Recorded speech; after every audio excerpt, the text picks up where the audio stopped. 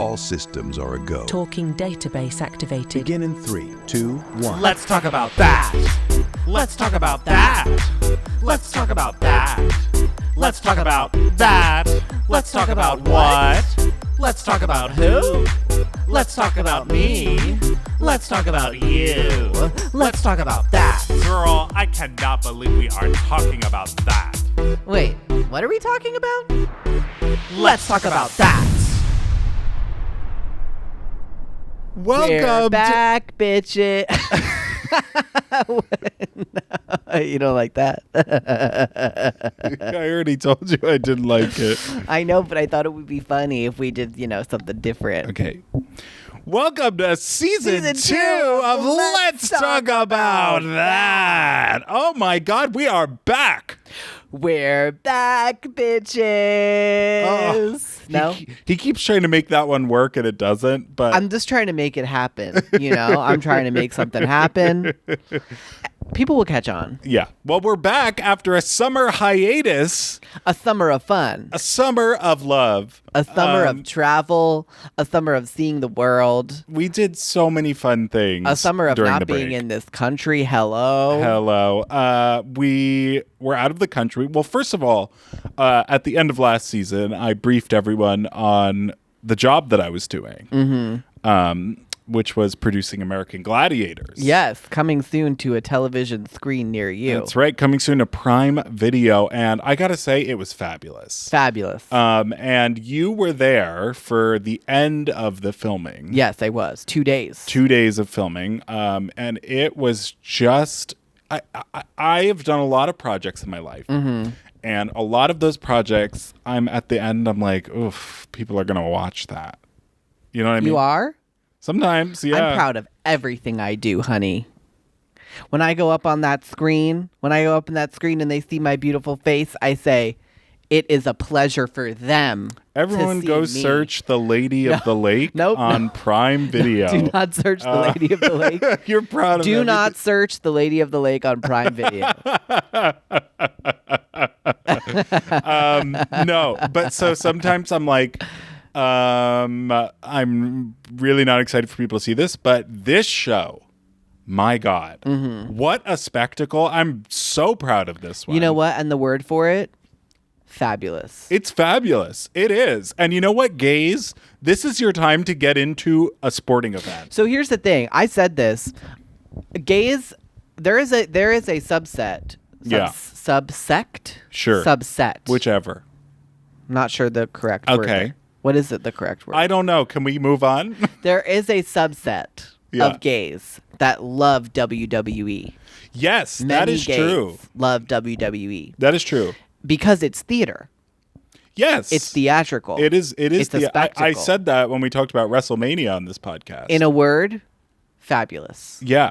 This is full of sparkles. It's full of pyro. It's full of spandex outfits that are super tight. And we actually talked about American Gladiators with one of our previous guests, Keith Habersberger. That's right. From the Try Guys. That's right. And he was talking about how he watched this show when he was younger. This is a reboot, a refresh. Yes. A resurgence, if you will. But I will say it stays very faithful to the original and the tone and spirit of that show. Hallelujah. So I think fans of the show will love it. And I think gays, you'll love it too. So you better check it out when it comes out. And you best believe we'll be talking about it. It's kind of like WWE meets Wipeout meets American Ninja Warrior. Yes. It's like all those three things together. It's all of those things, but it's so fun. And the characters are so great.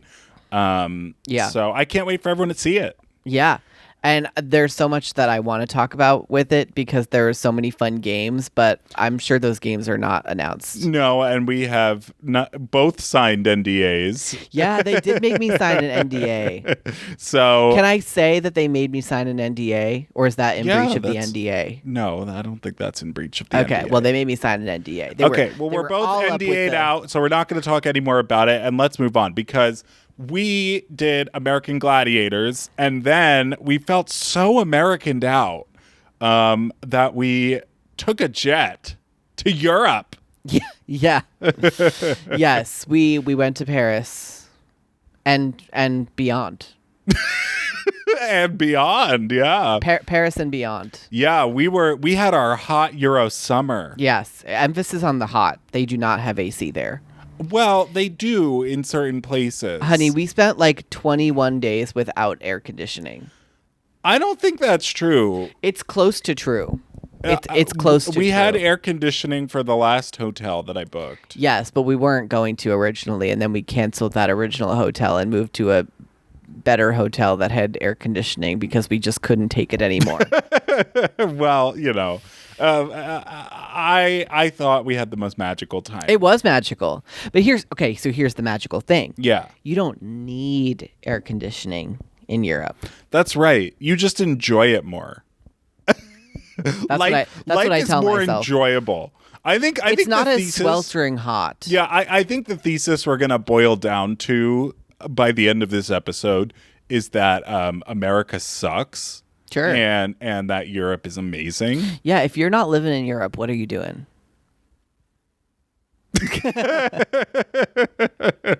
Here we are in America. What's the name of the French president? Emmanuel Macron. Emmanuel Macron. We love you. We love you. By the way, speaking of running bits, Jerome is fired. Jerome fired. Producer Jerome has been fired. And he actually doesn't know that yet. No. So he'll be finding out when he hears this episode. Absolutely. He's been fired. He's not here. He was slacking. Yeah. Just wasn't a good employee. So, done. Jerome is still our friend, and we love him very deeply. He's done. Fired. Someone said to us, we were talking about the podcast. Yeah. And they said to us, "Oh, like, how is your producer? Is he a good producer for your podcast?" And we were like, "Was that not Tim Federle?" It was Tim Federle, but I was trying to not mention Tim Federle in every single. Oh no, episode we're gonna mention Tim Federle in every episode. And he was like, is he a good producer of the podcast?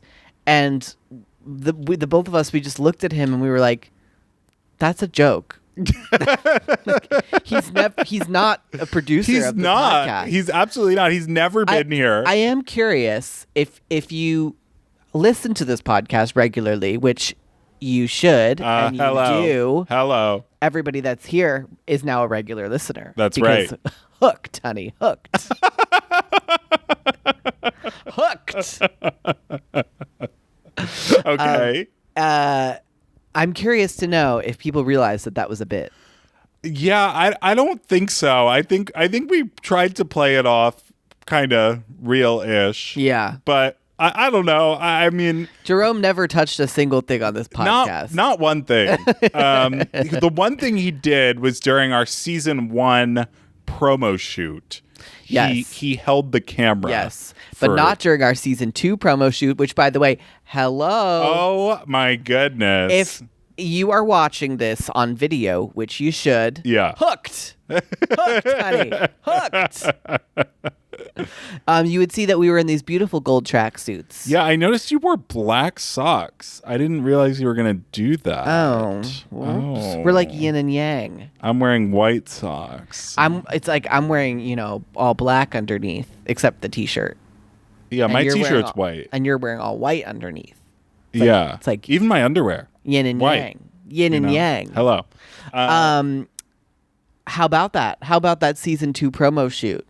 Yeah, it's great. How about the season 2 cover art? I hope you enjoyed the title sequence that we put together. The new title sequence. And if you're only listening to this on, an audio listening platform, you would see our season 2 cover art, which is brand new. So everyone's seeing the gold tracksuits. Yes, everyone is seeing the gold tracksuits that we are wearing on this 95-degree day in Los Angeles. Very hot. Without air conditioning going because it interferes with the audio. Because we don't need air conditioning. That's right, because we had our Europe summer. Yeah. Which brings us back to our Europe summer. Yeah. Let's talk about our trip. Okay. We went to Strasbourg, France. Now, why did we go to Strasbourg, France? Well, as I've discussed before, I lived there for 6 months. Did you? And I hadn't been there in 7 years, honey. That's a long time. 7 years. I think I was 20 the last time I was there. Well, I turned 21 while I was there. That's crazy. Now you're 86. I know. That's like a long time. I know. And we went back, and it was exactly the same as it's always been, which is fabulous. What did you think as a newcomer to Strasbourg, France? I thought it was really cool. This genuinely, I thought it was really cool. It's like kind of the birthplace of gingerbread. Yes, that is correct. The Alsatian region of France. Absolutely. And also kind of the birthplace of the pretzel. Yes, which that I is didn't also know. true. Because also the pretzel you think is German, but that region of France is very similar culturally to Germany because it's like 10 minutes away from Germany. Like literally, you can get in the car and drive 10 minutes and then you're in Germany. Yeah. So that I didn't know. I thought that was really cool. And we got some, they call it spiced bread. Yes. We got some spiced bread. Mm-hmm. And what was the name of that tarte flambé? Tarte flambé. That's right. Yeah. Specialty. You also had spätzle. Also had spatula. Mm-hmm. Yeah. I'm still on the fence about those. Okay, well, he doesn't know what he's talking about because they're both fucking delicious. But Let's I be will real. say there was one night. It was like our first night there. We were there for 2 nights. Yeah. Maybe, yeah, it must have been our first night there. There was like a band playing outside. Oh, it was so magical. And there's the center of this city called the Centre-Ville. Le centre-ville. And it's like mostly walking. Like you can kind of drive in that area, but a large portion of that area is only walking. Right. And so because of that, there's like these beautiful courtyards, like the buildings surrounding and kind of park areas. And there was a band playing like a band of older people. Yeah. Like a hobby band. Yeah. And they were playing Alsatian music. It was magical. It was magical. And it was like, it was beautiful. your first night really like exploring Europe. And Yeah. we like we just walked out. This band is playing. We sat down at a fantastic restaurant and just, France is wonderful. Yeah. And and the other thing that a lot of people don't know about France really is that it does not get dark during the summer until 11 p.m. Yes. 11 p.m. is when it like starts to kind of get dark. And the reason for that is because they like to be, all of Europe basically likes to be together. This is like all things that I learned about Europe from just being there this time. Like all of Europe, or all of Western Europe really, likes to be together as a unit. They're very unified in that way. So they've all decided It's almost like they have a union. yeah, it's the European Union, honey. Which Strasbourg is the capital of the European Union. Hello. That was also cool. Yeah. Seeing the European Union like building was very, very cool. It's kind of like seeing the UN here, but more special to them, I guess. Mm-hmm. But anyway, so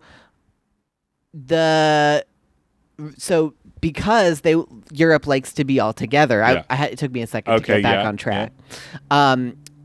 They all want to be on the same time zone, but like geographically, technically, France and Spain should be on the time zone that's an hour ahead or an hour behind. It really should be on the same time zone as London, as the UK. Right, which because it's like thank they're God. vertical from each other. But it also gets light much earlier too. It gets light at like 5 a.m. Yeah, that's odd. I don't have an explanation Well, for the that. explanation for that is that it's much more north than you think it is on the globe, and Sure. so it's much closer to the Arctic Circle, Tea. which is light 24 hours a day during the summer.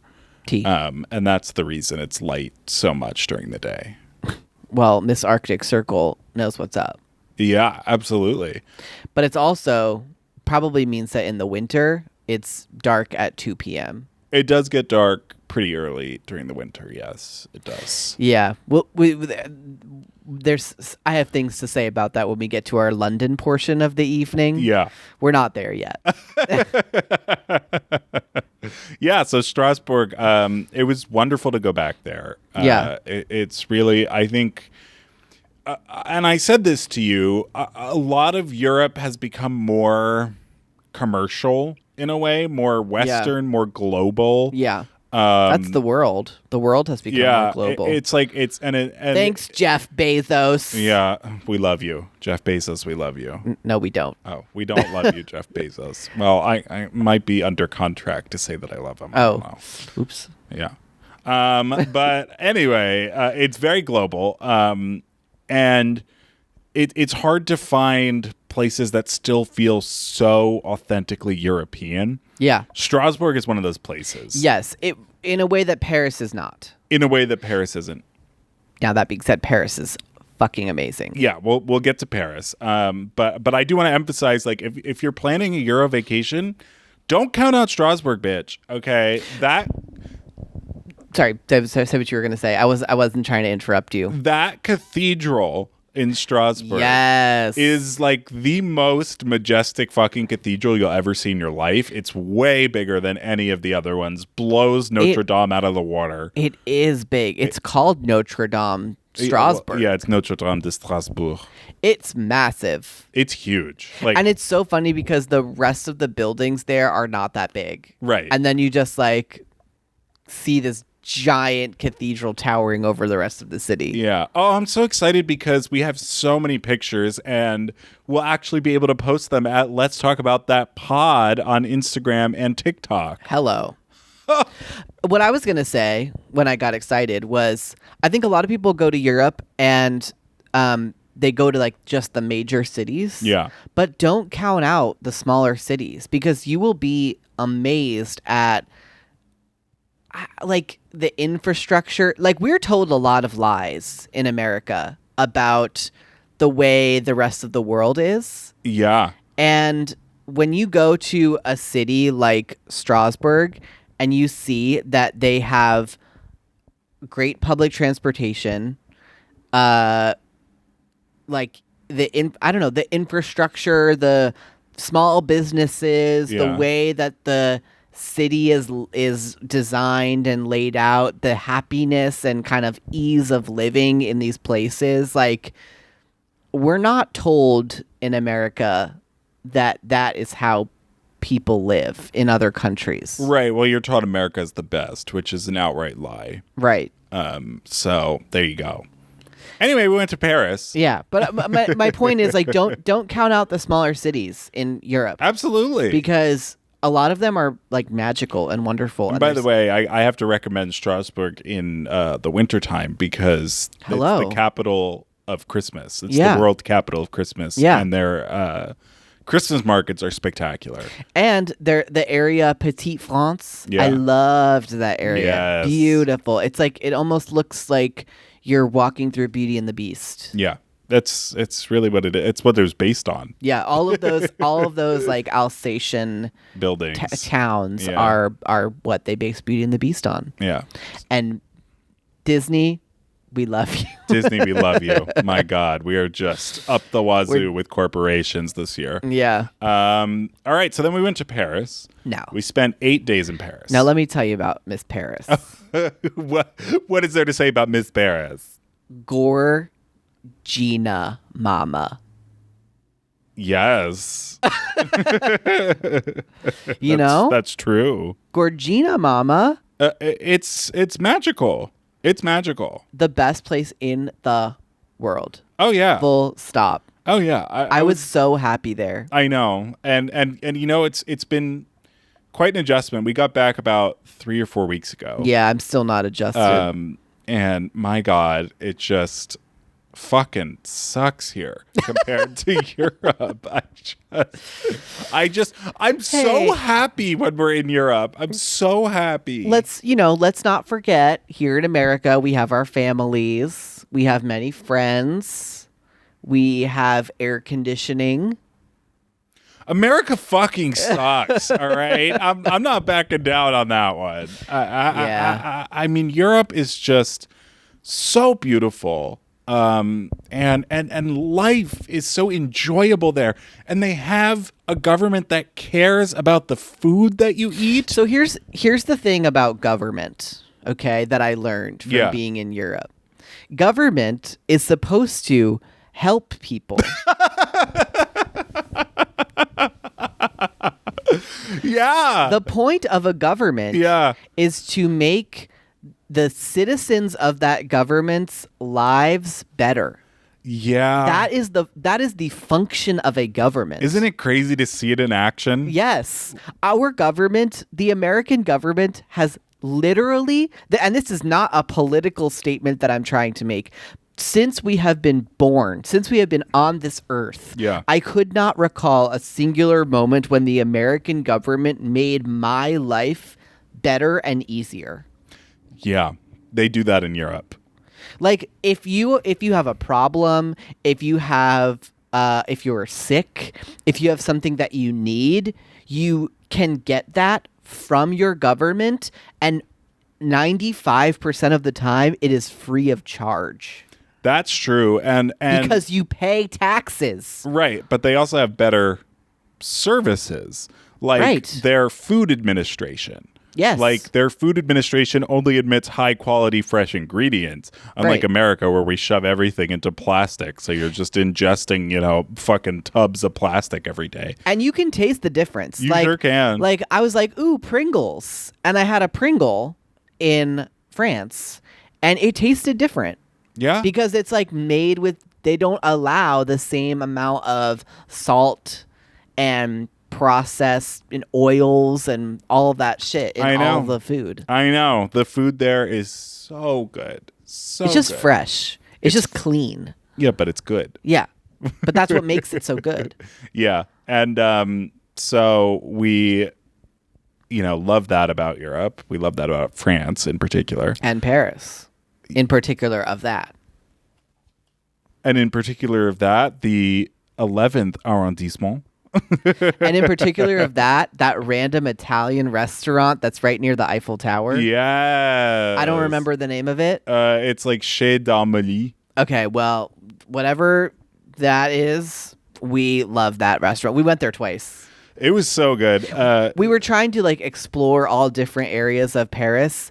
And so, when you're visiting a new place, how often do you go to the same restaurant twice? But we made an effort to go go there that again. restaurant again because we loved it so much. Well, we did a very good job of diversifying our restaurants while we were there. Yeah. We really, truly, I don't think we went to one place twice except that place. No, we were 100%. There, and we were there for a significant amount of time. Almost 3 weeks. Yeah. So we did a great job of restaurant exploring. Yeah. I'll say that. Yeah. That being said, I could have eaten there every day.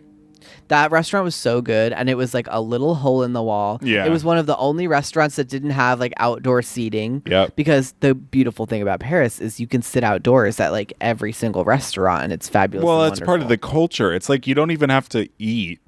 Right. You don't have to be hungry to sit outside. Most people don't. They just get a drink and sit there, and they just smoke sit there their cigarettes. And my God, are the people happy? They are so happy. People are so The happy. happiest people I've ever seen. It was And this is unbelievable. what I never understand. People say French people are mean. French people are bitter. I did not experience that. That was not my experience. They are just happy. They're just living their lives. We did have a little bit of a bonus because you speak, very decent French. Yeah. So I think we earned the trust of the French fairly quickly because we could Yeah. communicate in French. Sure. So that helps. Yeah. But my God. You can sit outside until whatever hour of the night, just whatever you want to do. It's beautiful. All the streets are beautiful. The architecture there is magical. And then not to mention, they also have all of the amazing touristy stuff. yes. All of the touristy stuff that we did was also fantastic. Oh, 100%. How about Miss Mona Lisa? The mistress of Lisa. The Mona of the Lisa. Le Joconde, ouais.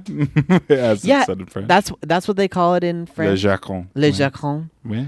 Which doesn't even have the name Lisa in it, so I'm confused about that. Well, you're going to have to look it up. Yeah, but do you know the history? No, Why I it's don't. called Le Joconde and not Joconde Lisa? Well, the original title is Le Joconde. because Vincent. No, it's not Vincent. Da It's Vinci. Da Vinci. No, he painted it in Italy, didn't he? Yeah. He painted it in like Florence. Yeah. So don't know. that's probably not even the real title. No, you're right. It's probably not. I don't know. So then why are we calling it the Mona Lisa? I don't know. And why are we making such a big deal over it? All right. That's what I'm here to say. I today. mean, it's cultural icon. but status. okay. So let me make my point about this. Yeah. When you go to the Louvre, Yeah. it is packed. It is Packed. crowded no matter when you go. Stuffed. Stuffed with people. Very uncomfortable. And these people that are stuffing themselves into the Louvre, they don't appreciate the art. No, they don't. They just want their picture looking at art. Yes. They want a picture of them looking at a painting Yes. that they're not actually looking at. They just want the picture like they're looking at it. Correct. It's crazy. But you go into the Louvre and there's a stampede of people to go to this one room that has the Mona Lisa in it. And there's nothing else in the room. There's other paintings on the wall, but no one sees them. Yeah, no one looks at those Then there's paintings. on its own wall with like a whole section Yeah. of people just packed in like rats. Yeah. To look at this small painting that is on the wall. Okay. They don't mention that there's about 6 other Leonardo da Vinci paintings in the Louvre. Yeah. There's tons of Raphaels. There's probably more than 6 others. Yeah, I mean, there's a lot, and I just don't understand what the hype is over getting a picture of this painting And versus all the other beautiful art that's in there. people don't realize how small it is, too. Yeah, it's tiny. It's like literally, I don't even know how to describe how big it is. So maybe I shouldn't have even brought this up. Yeah. Next point. yeah. No, it's small. It's like the size of a portrait. It's not like, I just can't comprehend or fathom why that painting over all the other art that exists in the Louvre gets a ridiculous crowd Yeah. around it. And let me tell you, seeing the Mona Lisa, you should do it. It will be the worst 15 minutes of your life. by and don't far. even get me started on the people pushing their way to the front of the line. Let's talk about that. Let's talk about that. The people who think they have every right in the world Yeah. to just wiggle their way right through a crowd up to the front At the without waiting in museums. line like every other person there. At the museums, it was horrible. Astounding. They would just push through to get their little picture on their phone of the art. That's the thing. They don't even actually look at it on the wall. No. They don't look at it. They just take a picture of it. They see it through their phone screen. Or a selfie with it. And then they elbow their way out of there like, a fucking stampede going through. And I just don't understand. Like, you are going to a museum. The point of a museum is to take it in, to relax, to see the art and ingest it and digest it fully. Absolutely. Not to just like take a picture and run away. That's what And they don't everybody even let does. you stand at the Mona Lisa that long. No, you like first the Mona You're Lisa. ushered in and you're ushered out. The Mona Lisa is truly like one of the worst experiences you'll ever have in your life going Yeah. to see it. But you should go see it. You should go, yeah. You should go see it. But like The rest of the Louvre, fierce. Tina. Oh my God, fierce. The crown, the jewels room, the crown Oh, it's not my the crown God. jewels. It is. It's the French crown jewels. crown jewels. Yeah. Okay. Fierce. Unbelievably gorgeous. The Louvre, because maybe people don't know this, the Louvre used to be the like French palace. The main palace. Mm-hmm. And then Versailles was built. That's right. The Louvre outdates Versailles, bitch. Isn't that fierce? Yeah. And now it's a museum. Yeah. It's one of the most famous museums in the world. Yeah. It was so fierce. It was so cool. What was your favorite day of Paris? Okay, well, we did so much in Paris. It's Yeah, we hard did. to like really, encapsulate it all. My favorite thing that happened while we were in Paris was we commissioned some custom art. Ooh, this filled my soul, and I still have not recovered from the majesty of this painting. Yeah, we commissioned a custom painting of Lawrence the cat. Our cat. In Montmartre from one of the artists in Place de Théâtre. Yeah, so there are artists on the street. Street art is a big thing, specifically in this one area. And you can have them do like portraits of you, or there's some that will do portraits of your pet. And so we asked one of the pet portrait men if he would paint our cat. Lawrence the cat. And he did. And the majesty and grace and true artistic vision of this painting is unmatched. And, the second we got it, I was like, what if, this is, the next Mona Lisa? Yeah. This is, the next It's the Lawrence Lisa. Hello. Or the Mona Lawrence. The Mona Lawrence. Hello. I love that. It's, literally so stunning, and it shouldn't be kept from the world. No. Which is why it will be featured on at Let's Talk About That pod on Instagram. We're gonna put it on Patreon. Yeah. And for $5 a month, you can view this picture of Lawrence the cat. That's why we're gonna hide it behind 8 paywalls. Only premium gold tier subscribers on Patreon. Yes. Will and you get. know what? It's worth that fee. It is. It's true. Yeah. It is. I really think it's the next great art moment. Yeah. It might start a new genre of art. You know how we have Impressionism and post Renaissance. This all is that. Lawrence the cat. Neo Gothic, all that. This is a new generation of art. Lawrence the catism. Yeah, Lawrence the catism. Yeah. And I can get behind that. Me too. Yeah. So that was my favorite thing in all of Paris. Well, I loved Versailles. Yes, Versailles was great. Bitch, Versailles is so cool. Those gardens, magical. Work. The musical fountains. Oh. Those musical fountains got me popping. Larry has this booty. I loved the musical fountains. He has this thing about musical fountain shows. Honey, why don't you like the musical fountains? I don't dislike the musical fountains. I just know that you love the musical fountains. You love a musical fountain show. That is your favorite thing. I love anything that is automatically synchronized to music. Musical light show, I'm in. Musical fountains, I'm in. Fountains and lights, bitch. I've ascended. Our fucking front porch is going to have a little fountain that does dances. Oh, hello. Ding dong.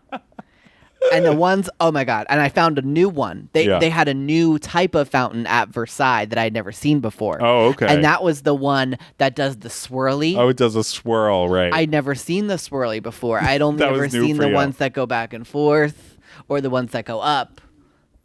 It was the best musical fountain show I've ever seen. Well, there you have it. All right, more Let's Talk About That right after this.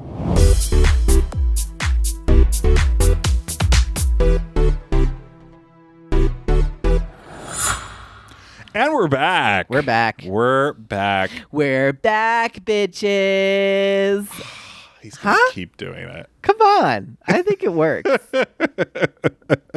No? So Paris, what was your favorite moment? You mentioned Versailles. What did you love about Versailles besides the musical fountains? Bitch, I just went into a whole thing about the musical fountains. And now you're all asking me you to talked pick about was something the musical fountains. There's a lot more to discover at Versailles. The musical fountains was my favorite. That was your favorite thing? It's of the entire Paris portion of the trip. No, you said Versailles. What is my favorite No, thing because of the Versailles? initial setup question, Tina, was what was your favorite thing on the Paris portion of the trip? And you told said you- Versailles, and then you said specifically, I said, what was your favorite thing about Versailles? And you said the musical fountain show, which indicates, if you make a correlation between the two questions that led to that answer, that your favorite part of the entire Paris trip, the entire 8 days that we spent in Paris, plus the 2 days we spent there at the end, was the musical fountain show at Versailles.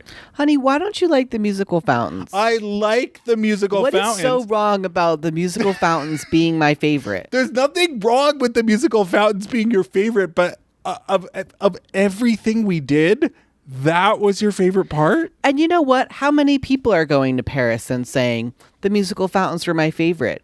Those musical fountains, they do a show every 15 minutes, all day long. That's true. And do you know who's appreciating them? Not nearly enough people. Not nearly enough people. But honey, And I have the courage. Oh, God. And I have the bravery. now we've got him started. And the heart to go to Paris and to go to Versailles and to go to the musical fountains and say, you know what, musical fountain shows, I see you. You're seen. And so much seen, so much in my memory, so much in my brain here that I brought that memory all the way back here to America, and I'm now broadcasting it back out to the world.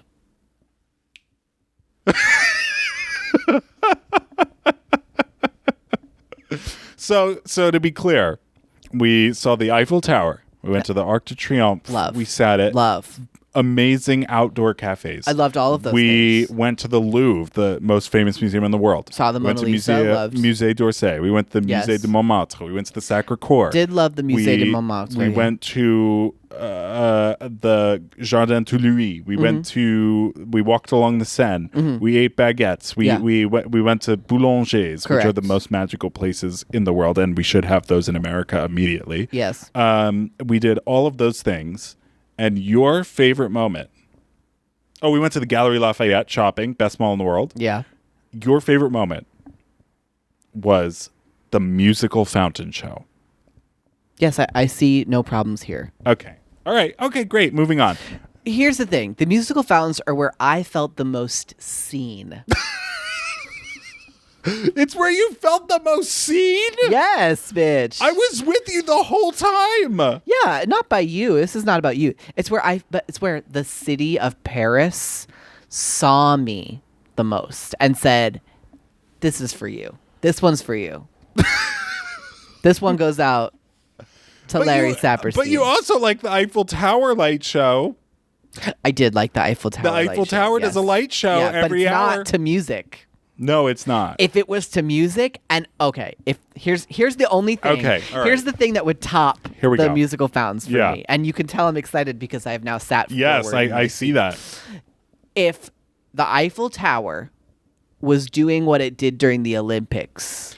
When it unlocked all the new tricks. Yes, with the moving light show and the laser light show. And Celine Dion and on top of Celine it. Dion on top of it. But even if it didn't have Celine Dion. But if on No, the only hour, if it had Celine Dion. honey, this is how I feel Okay, seen. okay. Okay. So All I'm just right. asking you to really listen here, because there's something here. There's something here about my love language that maybe you can glean. If Over 2 years together, having cleaned the love language. Jesus. if the colors changed every hour, you know, if it lit up and then did fun colors every hour, and a laser light show and the sparkles synchronized to music, bitch. Here's the thing. We were in Europe, but not in Paris on Bastille Day. Yeah. And there were videos of the Eiffel Tower basically doing exactly what You I'm cried. saying. And I straight up cried that we were not there. You Like, started crying. Like unironically. You started crying, and I didn't know what to do. I thought it would make you feel better to see it, because that way we didn't miss it. I was so upset that we weren't there. Yeah. I was so upset that we weren't there. Yeah. I was there for a lot of great events, though. I was there when they won the Champions League, Yeah. soccer, football. Yes. Europe. in Paris, and it was the Paris team that won in Paris. And they had the Eiffel Tower doing red or blue, white, and red. Yes, with the colors of French people. The France flag. French. Yeah, the French. And it was doing the sparkles with that. It was doing, and there were fireworks. It was a whole light show. It was a whole moment. Gorgeous. Unfortunately, you weren't there at that time. But you would have loved it. I know. I missed all the fun moments. Well, speaking of fun moments, we then went to London. The most fun city in the world. So we did not have the London experience that Larry was expecting. It was his first time going to both Paris and London. He'd never been to either place. Yeah. And I knew you were going to like Paris the most. Yeah. I knew that before you came. But we went to London, and it was not what you were expecting. You want to tell us a little bit about that? Where do I even begin? Yeah. I was expecting a charming British experience. Yeah. I was expecting the British to be charming, lovely, classy. I was expecting class, like elegance. I don't know where you got that. Like, from watching The Crown and Doctor Who and all the British media, all the British media that I consume. That misconception is a little ridiculous. I just wanted my like British. Have you ever seen? But have you ever seen a movie about British people that aren't the royals, or a TV show that had British people that aren't the royals? Well, of course, it didn't premiere until we get back. Too much with Meg Stalter. Now we come back, and there's literally a show about a girl that wants to live her British rom-com fantasy, goes to England and figures out that that's not really how it is there. Yeah, and which was literally me. Yeah, it's not all it's cracked up to be, that London town. Even Heartstopper, it's like so magical and oh, I love you. Okay, well we have to talk about that because the Heartstopper of it all. We went to the beach where they filmed Heartstopper, which we'll get you. But I want to talk about how we have joked. I want to issue a public apology right now. Yeah. Because we have joked on this podcast and off of it to other people. Sure. About how absurd the world of Heartstopper is. And how like unrealistic it is that people would be hanging flags to do like a friend's birthday, the little triangle pointy flags, and they're playing like outdoor party games when they're like 17 years old. We're and like, it's like, that's not what I was doing when I was 17 years old. Grow up. That is not fucking happening. We get to London. The very first place we go is Hyde Park because it was we were staying in Paddington. Yeah. And Hyde Park is right next to that. So we were walking through Hyde Park. What do we see? We see teenagers playing outdoor party games. We see one of them, a larger fellow, sitting down under a tree reading a book by himself alone, off in the corner, while the other teenagers are playing party games. And not only are they playing party games, they're hanging little pointy triangular flags. I mean, we saw no less than 3 groups of teenagers doing this, and the boy by himself reading was just the icing on the cake, because we always make fun of that character, Isaac, of that character being like, come on, nobody is just sitting there with a book while his friends are playing and hanging out. Right. And like, and we also make fun of the dialogue a little bit. Yeah. And like, you know, like, why are we like this? Why you know, are we things not- like that. Sorry. Like, yeah. But my God, I was so wrong. I think that Heartstopper is actually the most realism Yes. of any British media. 100%. I could not believe it. And right now, I would like to issue an apology to all the people that I have spread misinformation to about Joe English Locke, we're youth sorry. Kit Connor, we're culture. sorry. Alice Oseman, we're sorry. Osman. Osman? I thought it was Osman. Osman. Okay, well, Alice Osman, we are sorry. We are because I was floored Yeah. by how accurate it was. Yeah. And that being said, London was terrible. Yeah, so London is kind of dirty, It's very dirty. which everyone always said the tube is so clean. When you go No. on the tube, it's going to be so clean. You're going to be blown away. The subway in New York, disgusting. The tube in London, great. I see no difference here. No, the tube is disgusting. The trains were all vandalized. And also not horribly efficient if we're really going to talk about it. It had stops in some inconvenient places. Like there are places you want to get that you can't really take the tube to. Like what? Like, so remember when we went to Victoria and Albert? Yeah. We had to like get off at like a stop that was far away and then like kind of, like you had to like I walk. felt like we always had to take at least 3 different lines to get somewhere. That's what I'm saying. Yeah. It was like, it's not the most efficient system. Okay. I think the Parisian metro is extraordinarily The Paris efficient. metro, fierce. It takes you exactly It's where you also need to be. all automated. Like it's incredible. It's clean. Yeah, it was There's incredible. vending in Paris. There's vending machines and shops. bathrooms Yep. in the stations that are Accessible. clean somehow. Mm-hmm. Crazy. And their anti-homeless benches are way Honey. more classy. Honey, than we they can't are with the in there. anti-homeless benches. Well, I'm pointing out a problem in our society and commenting on it. Is that not allowed? We should not have any anti-homeless benches. I in the agree world. with you, but I'm saying they were Unhoused, I think. classier in Paris than they are in America. People experiencing homelessness deserve a place to rest their heads. I 100% agree with that, and I'm pointing out that flaw in society. But I'll tell you what, I bet in Paris they have actual places where people can go and get the services care they need for them, and, yeah. and food and things. Yeah, because nobody wants to be sleeping in the subway Right. station. And that's the other thing about Paris. Like, you can go into like a boulanger and get like the best sandwich you've ever had in your life for €4. Yeah. And like be done Truly. for lunch. Like, Truly. That's it. Anyway, back to London. London, you won't even be able to find a banana for less than 15 pounds. No, absolutely not. And by the way, the conversion rate to American dollars is absurd. Crazy. Absurd. So like, okay, picture it. You're us. Yeah. You're Larry and Jacob. Huh.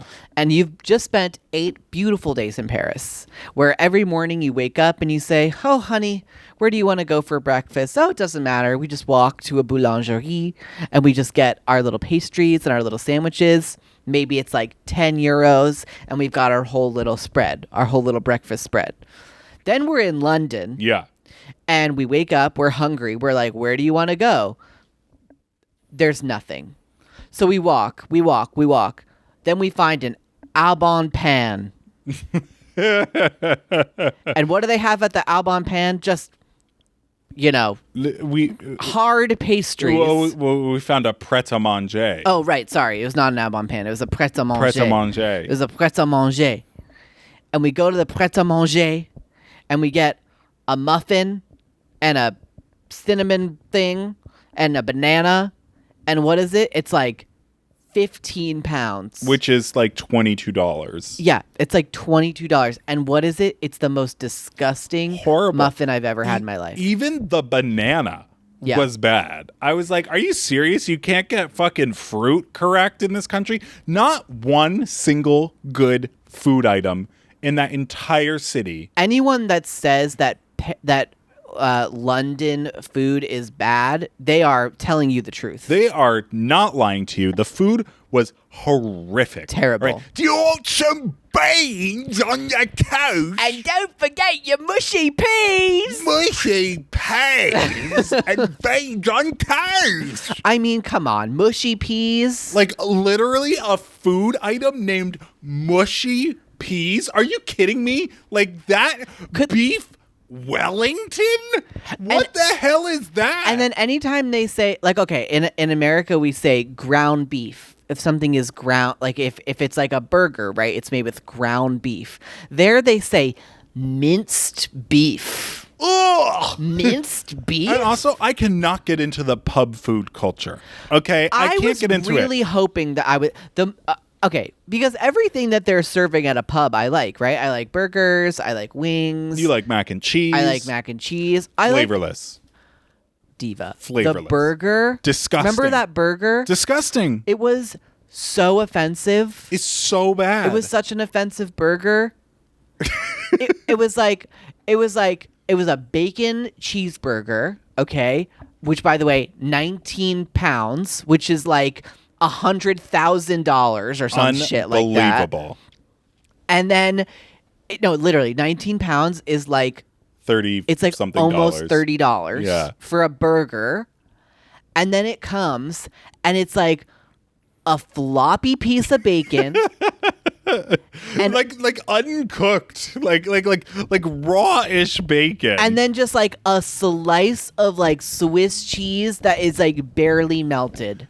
It was disgusting. The food... Disgusting! The food, disgusting. Okay, canceled. The only good food item we had in London was at a place called Dishoom. Which, yes, is fantastic Indian food. But let's think about why Indian food is in London in the first place. What could the British have done that brought Indian food to London? Colonization. Beyond that...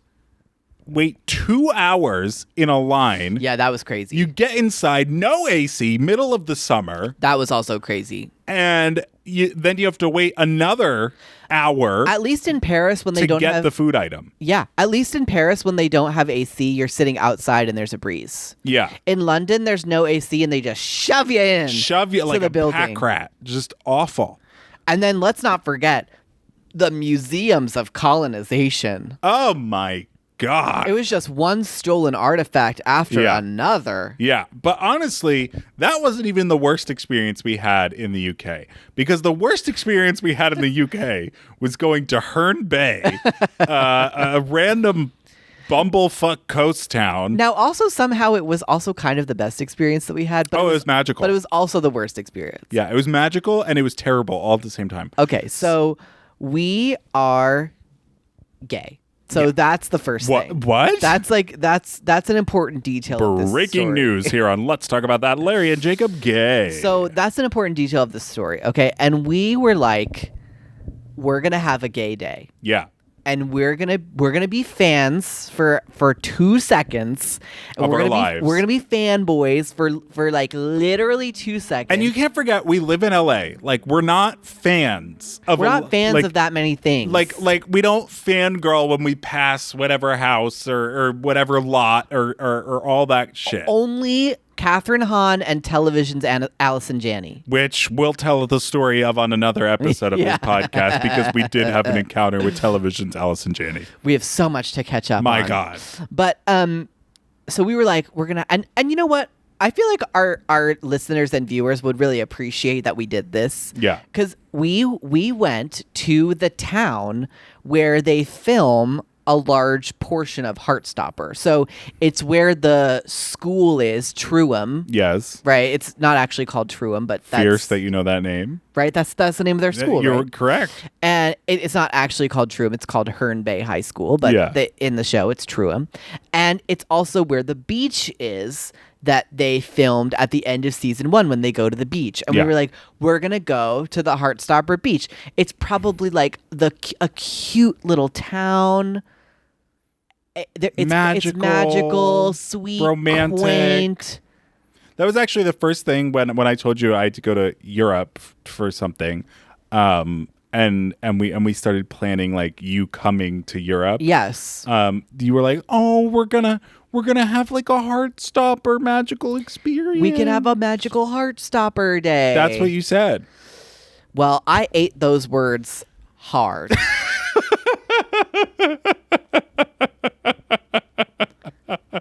Because this was nothing close to magical. So we went to the Heartstopper town, and it was fucking disgusting. Ugly. Ugly. Not to mention, the train ride there cost $90. $90. 90 US dollars for 2 tickets. Yeah. And it was a travesty. That town was so battered, so beaten. So sad. So sad. So depressing. There was like literally no restaurants in the town. We couldn't even eat there. We could not eat there. We had to escape for our lives leaving that town to get something to eat. And then we're like, okay. And then we're like, it's the middle of July. It's like July 12th or something like that. And we're like, oh, I think it was July 14th. It was the date. And we're like, oh, well, we'll just go over to where the high school is. And, you know, they're not in school. So we'll just go over to the high school and look at it from the outside. This and then fucking country has school in July. They were literally in school. And so we start walking towards the school. And then all of these children. First we see like one kid in a uniform. And we're like, that's a little strange. Then we see like 3 or 4 more. And we're like, I wonder why there's like kids in uniform. And then the fucking Red Sea parted. And it was just throngs of 15-year-olds in their British school uniforms. We got laughed at by a bunch of 15-year-olds. Because they knew what we were doing. Of course. That's the only reason you would ever go to that shit town. And it's also like a town where everyone knows each other, and they knew that we did not belong. Of course. Like 150%. We stuck out like sore thumbs. They were just like looking at us and laughing at us, and it was really, really... I had an instant flashback to high school. I mean, I was like, horrible. We need to get out of here. So then we turn around, start walking out, a door of a house near us bangs open. Oh my God. And a man is running out and another man is chasing him. And the man is chasing him says, "Call me a fucking pedophile one more time. Call me a fucking pedophile one more time in front of me, kids. I'll fucking kill ya. That was crazy. I'll kill ya." That was crazy. And then he chased the man who had called him a fucking pedophile. Yeah. To his house and like started following him in it. And at that point, we were fucking. I was like, we need to get out of this town. We need to get out of this town. So then, this isn't even the worst part. Then we get on the train. We're like, oh, we're gonna go back to like a real place. Yeah. The train gets broken down because a tree has fallen on the tracks. And we are stuck in like fucking the middle of nowhere. We're in Poopington. Yeah. We're in Poopington. Like, we were literally in the middle of nowhere, England. Yeah.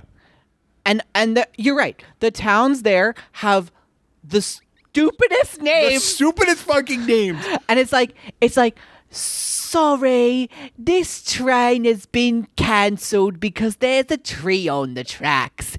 If you'd like to get back to London, you could call a cab, and that cab will be approximately £4 million. Otherwise, you can get on the 4:52 p.m. train towards Poopington. Towards Poopington with an extra stop at Victoria Fort. like it'll be like Fort Shit Victoria Station. Like what? Victoria Fort. Yeah, like literally, it would be like Elizabeth Poopy Bot. Like the names of these towns, and they will just add a queen's name onto it. Yeah, like that makes it better, you know. And stopping between Poopington and Victoria Fartshire, the 4:52 is now actually delayed, so you're gonna have to wait at the platform until you can catch a boat, which will come pick you up, ferry you down the brown, beautiful Thames River Oh, God. until you get to a bus that that will take you straight to Poopington. No! What are You're we stuck doing in here Poopington. in this fucking country? If you'd like to go to London St Pancras, you could take the 9 p.m. train departing from Poopington. Like, it's literally like that. Like, where are we? What is happening? So anyway, we're on the train going back to Paris the day after, and a video comes up of Meg Stalter on the Colbert Show. We love you, Stephen Colbert. We love you, Stephen Colbert. We're so sorry for the way they're treating you. Yeah. And he says, the show filmed in London. How was that?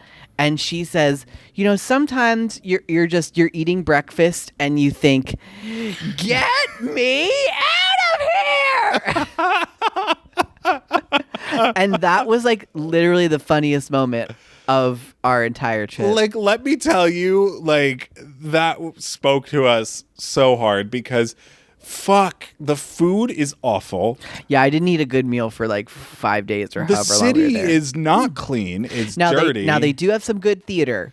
Yeah. We did enjoy our play that we saw We on the saw West Agatha End. Christie's The Mousetrap. The longest running play in the world. And who did it? You have to go see You it. have to go see it to find out. That's right. But if you are going to London and you're going to London to see some theater, I do recommend seeing The Mousetrap because it's an experience you can only get there. You can't get that experience in America. There you have it. So. But yeah, so that was a lot of our Europe trip recapped. My God, there's a lot that happened while we were there. We'll be posting photos and videos, and you can always look on our Instagrams. We have tons of photos and videos up to of all these things we've been talking about. Poopington. We love you, Poopington. We love you.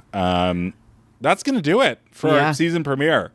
We're sorry if we've offended any British people. Yeah. I'm sorry. Jacob is probably not sorry. I'm not, because your country sucks. All right? Step it up. British people, we want to hear from you. You know what? We want to open up this conversation. Yeah. Okay? This is an open space for all, and we want to know, British people, what do you think of London? Or we want to know, British people, why does your country suck so much? Yeah.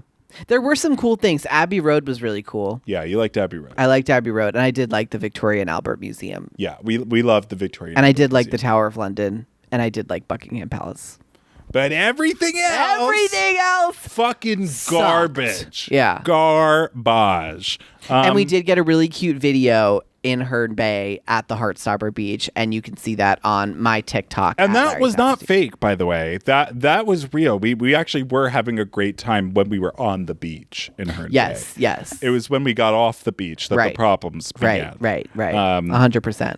But anyway, you can follow us on Instagram and TikTok at Let's Talk About That Pod. Yeah, and if you have an inquiry, you can send us an email at letstalkaboutthatpod@gmail.com.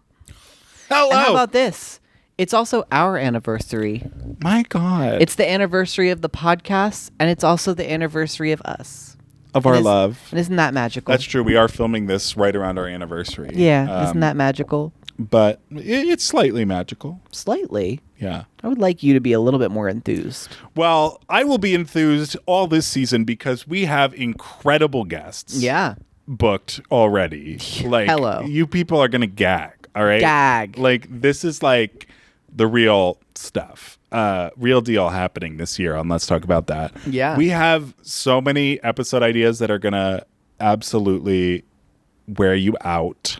Wear you out. We are committed to providing entertainment this year. Yes, as if we weren't committed before. Yes, we are absolutely committed this year. Season 1, sometimes maybe people are like, it's okay. But season 2, let me tell you, you're going to love it. You're going to love it. Spoken like a true artist. Hello. Maybe. We're back, bitches. We are back. We're back, bitches. See you next week on Let's Talk About That.